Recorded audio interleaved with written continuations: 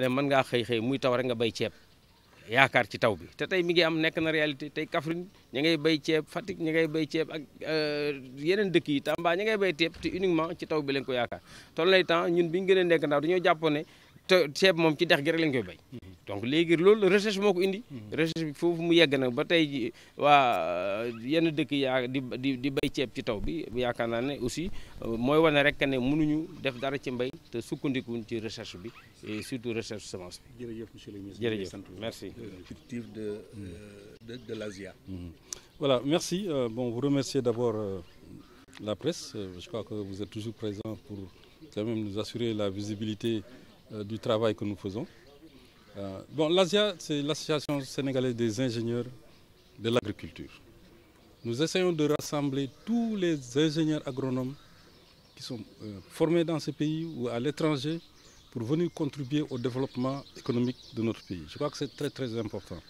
Donc si je regarde la base de données déjà que nous avons juste pour cet atelier, il y a au moins 120 ingénieurs agronomes qui sont inscrits. Donc il y a beaucoup qui sont en ligne exactement, tout le monde n'est pas en présentiel, il y a beaucoup qui sont en ligne.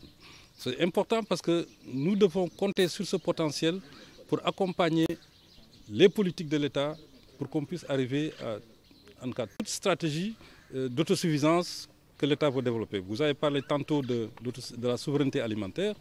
La souveraineté alimentaire, c'est une stratégie.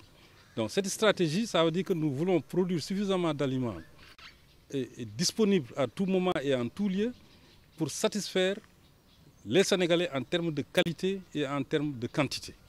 Donc l'ASIA a un rôle très très important à jouer. Parce que nous, si nous sommes les ingénieurs agronomes, c'est nous qui devons travailler sur les leviers pour arriver à des niveaux de production. Par exemple, je donne un exemple, si vous voulez, je ne sais pas, développer l'irrigation, il n'y a pas de raison qu'on ait des spécialistes en irrigation qui sont dans l'ASIA et qui ne contribuent pas dans le calcul des quantités d'eau qui sont nécessaires pour irriguer telle et telle spéculation, comme par exemple pour le riz. À un moment donné, nous, on était conscients qu'il y avait beaucoup de pertes dans la riziculture en termes d'eau.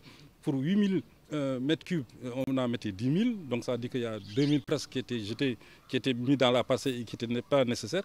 Donc l'ASIA doit pouvoir contribuer dans ce sens-là à affiner les stratégies de mise en œuvre pour qu'on puisse arriver à ce niveau de développement tant souhaité, en tout cas dans les politiques de l'État. Bon, si vous regardez le plan Sénégal émergent, on veut que l'agriculture soit le moteur de la croissance, mais pour être moteur de la croissance, ça veut dire que partout, il faut qu'on augmente la productivité. Et augmenter la productivité, il y a des leviers qu'il faut actionner. D'abord les semences. C'est pour ça que nous avons organisé cet atelier. La semence, si vous regardez dans les bonnes pratiques agricoles, les semences représentent 30% des rendements. C'est-à-dire, si vous n'avez pas de la bonne semence, il y a 30% que vous perdez. Donc ça veut dire que il faut donc nécessairement que ce premier levier soit assuré. Et maintenant, il y a tous les ingénieurs, les institutions de recherche, les multiplicateurs de semences. C'est pour ça que nous avons convoqué cette réunion. Parce qu'on ne peut pas parler de souveraineté alimentaire sans assurer la base productive de notre économie. Et la base productive pour l'agriculture, c'est les semences, le matériel agricole, la fertilisation, ainsi de suite, ainsi de suite. On peut vous en nommer. Et pour tout ça, on a des experts qui sont là, qui sont des experts sénégalais. Donc ça veut dire qu'on peut utiliser ce tissu d'experts pour accompagner les politiques, tout en disant que l'ASIA est toujours une association non politique. C'est une association qui est, les membres sont à équidistance avec tous les acteurs. Nous travaillons avec tout le monde.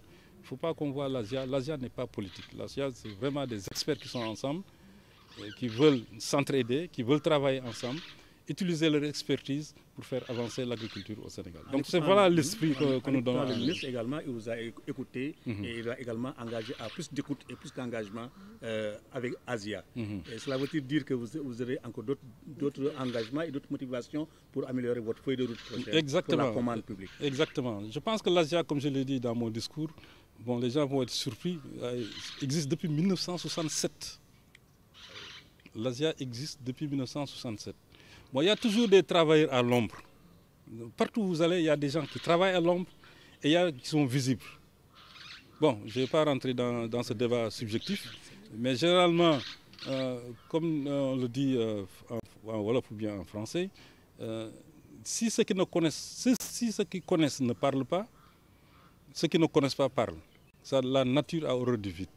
Et les ingénieurs, de manière générale, ils travaillent toujours à l'ombre. 1967, les gens ne savaient pas exactement, parce que c'était juste après les indépendances. Ils ont vu Sayed, Sodeva, Somivac, mais c'était de la réflexion stratégique. Et l'Asia a fortement contribué à donner son avis et ses réflexions pour que ces sociétés de développement rural puissent exister. Et c'est ça que vous avez aujourd'hui. Donc déjà on travaille dans l'homme, ça c'est réalisé par l'État, nous allons continuer à le faire. Mais quand même, à certains moments, il faut de la visibilité. Et c'est pour ça qu'on fait du bruit un peu, pour dire que bon, les plateaux de télévision, les discussions qui sont dans le pays, qui sont en cours sur la souveraineté alimentaire, sur la sécurité alimentaire, il y a des experts qui sont là qui ne se prononcent pas. Comment faire pour que ces experts puissent se prononcer? C'est ça l'objectif. Assurer la visibilité de l'Asia au niveau national pour qu'ils participent dans la réflexion et dans la mise en œuvre. Vous avez énuméré quelques difficultés, à savoir les changements climatiques et les problèmes de semence. Est-ce que vous revenez sur ça? Bon, les changements climatiques sont là, c'est pour rester, quoi. Je crois que les premiers signaux de changement climatique, on les avait bien notés, mais on ne l'avait pas vu dans l'avenir. Quand on parlait de sécheresse, quand on parlait de la salinisation des terres, je me rappelle très bien, on disait que les sols deviennent de plus en plus salés. Ça, c'était dans les années 80.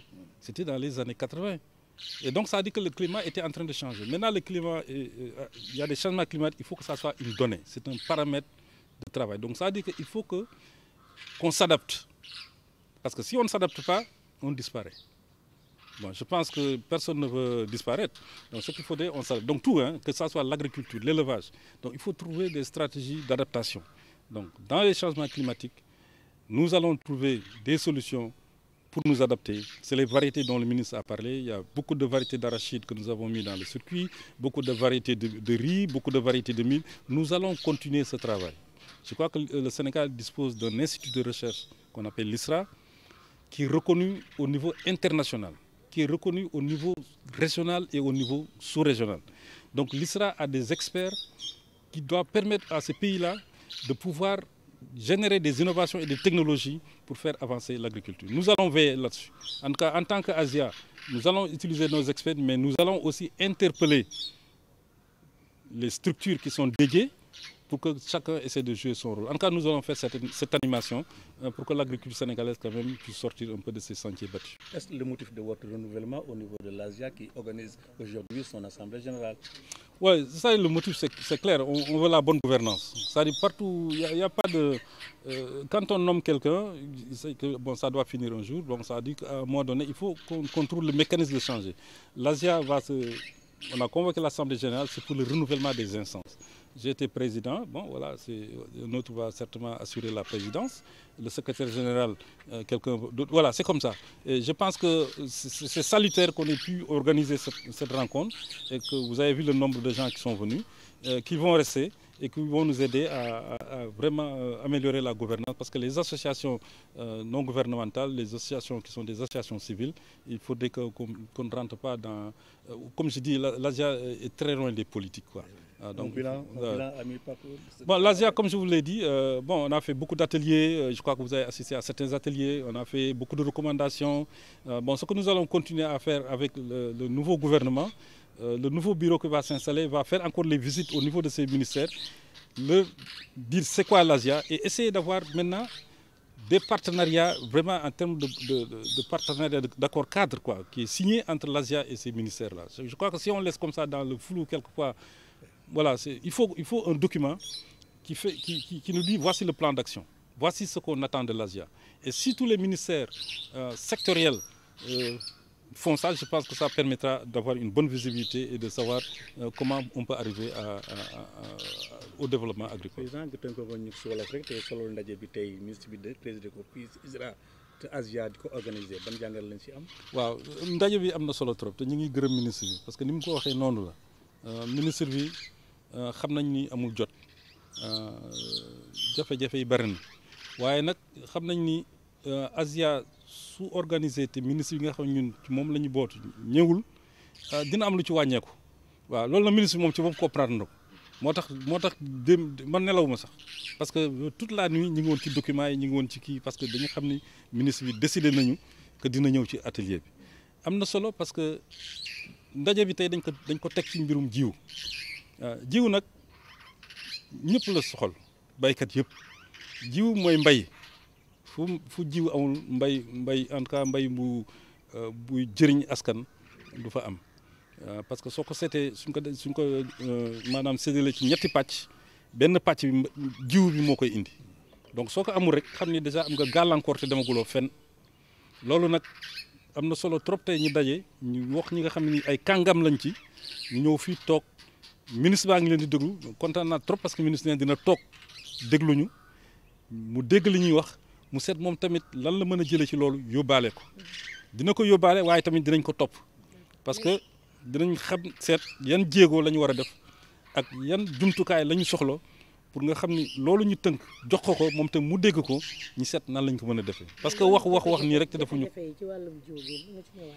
waaw jafe-jafe moom ci wàllum jiw moom foo ko gis rek du Sénégal rek dëkk yëpp la xam nga jiw moom ñi ko seq dañu bare dawoon ñi ko seq mooy dëkku gëstukat yi mooy comme ISRA fii après ISRA ñu ni ISRA du mën génn jiw rek daal ni kii jiw la kan mooy xool saytu ndax loolu jiw bu baax la dixième dugg ñu ni waaw ISRA génn na jiw bi léegi nan la ñuy def ba béykat yi jot ko ñu ni comme ISRA mënul jiw bi muy génn dafay am doole maanaam ci première génération yi la dafay am doole il faut que ñu ful ko so loo ko ful rek mu gën a bare léegi ñu xool ful bi fan la war a mën a yem ba nga xamee ni béykat yi dinañ ko mën jëriñoo moom lu ngay dégg ñu wax semence certifiée léegi nag ñu dugal ñi nga xam ñoo war a ful dixième xool na nee na semence ISRA bi baax na léegi nañuy tànn ñan ñoo ko war a ful ñooñ tam di ful mooy soo jëlee ay UNIS ay ASPRODEP ñi fi nekk duñu ful rek daal di ñoom tam dañuy baax na déedéet dixième dafa leen dox tamit ma xool li ngeen di liggéey